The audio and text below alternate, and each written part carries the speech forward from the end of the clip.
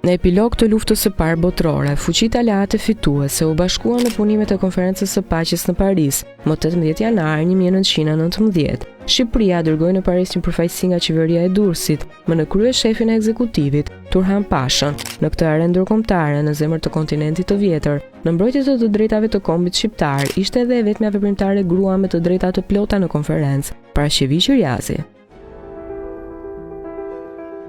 E para e këtij lloji për nga formati i pjesëmarrësve dhe çështjet e ngutshme që prisnin zgjidhje, Konferenca e Paqes së Parisit pati si synim parësor vendosjen e një rregulli të ri botror për të parandaluar një konflikt të radhës. Konferenca që zgjati deri më 21 janar 1920 shërbeu si shtys për vizitën e parë në Europë të presidentit amerikan Wilson, i cili shpalosi një program prej 14 pikash që vinin theksin te parimi i vetëvendosjes së kombeve. Krahas delegacionit zyrtar, Shqipëria u përfaqësua në konferencë edhe nga kolonitë shqiptare jashtë atë dheut. Në përfundim të punimeve nuk pati një zgjidhje përfundimtare për çështjen shqiptare, që do të rrimerrej në konferencën e ambasadorëve në vitin 1921, ku konfirmua suvereniteti i Shqipërisë në kufijtë e vitit 1913.